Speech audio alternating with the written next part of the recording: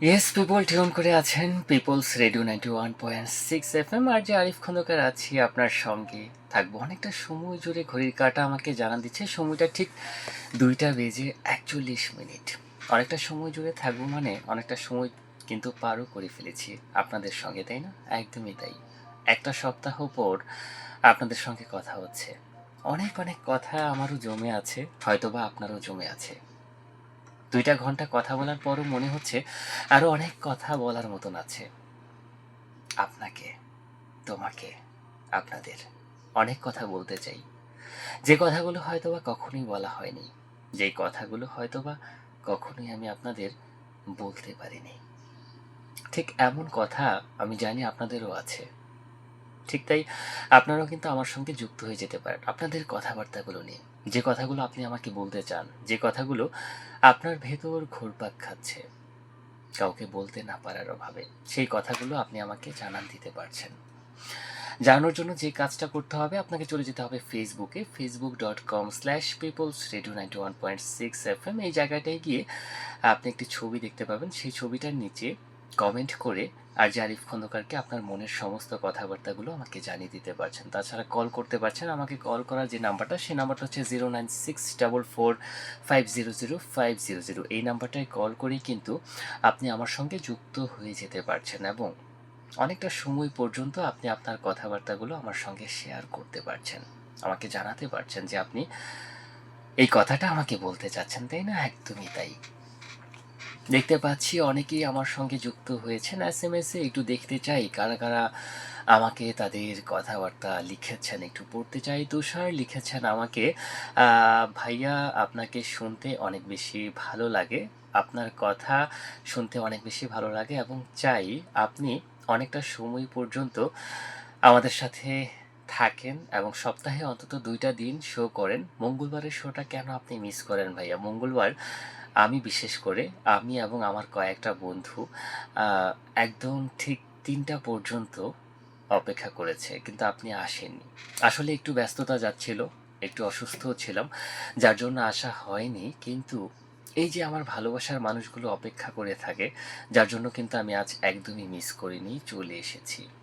Cynthia লিখেছে আমাকে আবারও, "ভাইয়া চা খাবে? আমি চা বানাচ্ছি এবং চা বানাতে, বানাতেই তোমাকে শুনছি। শুনতে অনেক ভালো লাগছে। চা খেয়ে একদম ভোর ৪টা ৪:৩০ পর্যন্ত তোমার সঙ্গে কাটিয়ে দিব। ভাইয়া এখন শীতের রাত, রাত অনেক বড় হয়েছে।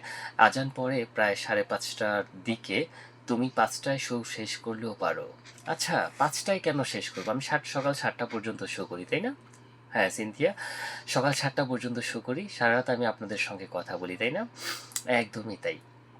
এমন করলে কিন্তু একদমই চলবে না, হ্যাঁ? এমন করলে একদমই চলবে না। আরিফ খন্দকার কিন্তু সপ্তাহে অন্তত ২টো দিন এখন থেকে নিয়ম করে আপনাদের সঙ্গে হাজির হয়ে যাব। সুতরাং থাকতে হবে আমার সাথেই এবং ঘুমাতেও হবে কিন্তু। প্রোগ্রাম শোনা শেষ করে আপনার কিন্তু ঘুমিয়েও যেতে হবে। আপনার চোখে যখন ঘুম চলে আসবে, আপনার উচিত সেই মুহূর্তে ঘুমিয়ে যাওয়া। ঘুমটা হচ্ছে জীবনে অনেক বেশি জরুরি একটা কাজ। আপনি যত সুন্দর ঘুমাবেন, লম্বা একটা টানা একটা ঘুম দিবেন, দেখবেন নিজেকে অনেক বেশি হালকা লাগতে শুরু করেছে। আপনাদের সঙ্গে কথা বলতে, বলতে আমার কাছে মনে হচ্ছে আজ আমার চোখে ঘুম এসে ভর করে ফেলেছে। আমি যদি এখন কোনোমতে একটু শুতে পারতাম, মানে শোয়ার সঙ্গে, সঙ্গে আমার চোখে ঘুম চলে আসতো। কিন্তু এই যে ভালোবাসার মানুষ, এই যে ভালোবাসার মানুষজন, তাদের সঙ্গে তো আমার কথা বলতে হবে। তাদের সঙ্গে কথা না বললে কি হয়? একদমই হয় না। দেখতে পাচ্ছি অনামিকা লিখেছে আমাকে, "ভাইয়া মাসুম ভাই কোথায়? মাসুম ভাইয়ের কল পাচ্ছি না যে। মিতুল আপু কোথায়?" আর সবাই শুনছে, আশা করি সবাই কল করবেন। মিতুল আপুও আমাদেরকে কল করবেন। ঠিক আছে? মিতুল আপুর কলের অপেক্ষায় আমরা থাকবো।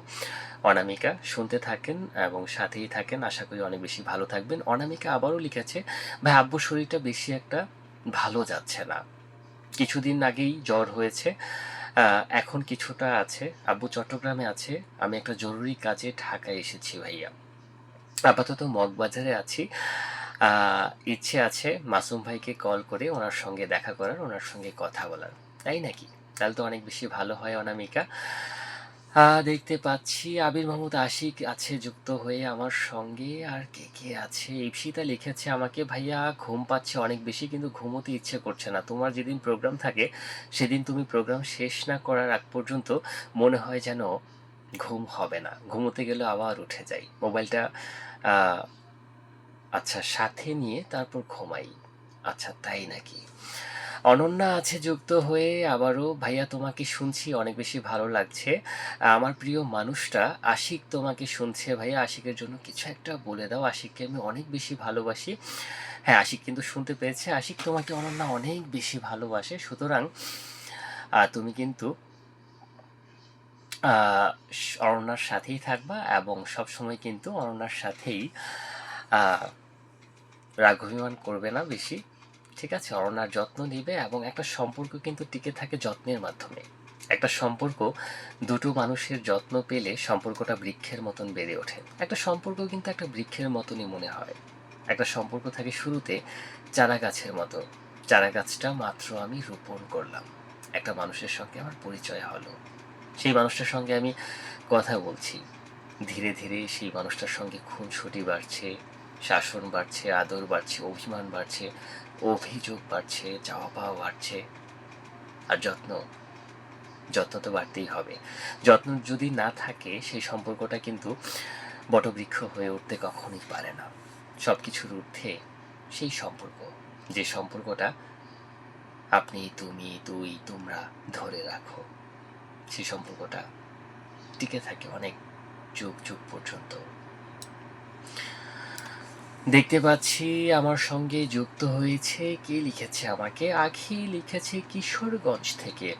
ভাইয়া আমি তোমার নতুন লিসেনার, আজ প্রথম আমি টেক্সট করেছি। সচরাচর তোমাকে শোনা হয় কিন্তু কখনো টেক্সট করি বা কল করি সেটা ইচ্ছে করে না। কারণ তোমার কথা শুনতেই ভাইয়া অনেক বেশি ভালো লাগে।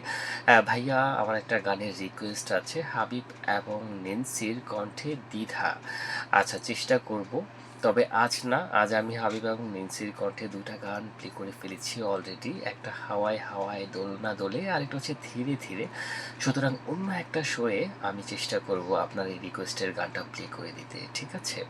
সাথেই থাকতে হবে। দেখতে পাচ্ছি আরও অনেকেই যুক্ত হয়ে আছে। আপনিও কিন্তু যুক্ত হয়ে যেতে পারছেন আপনার কথাবার্তাগুলো নিয়ে। আপনি কল করতে পারছেন। কল করার নাম্বারটা 09644500500। এই নাম্বারটায় কল করেই কিন্তু আপনি আরজে আরিফ খান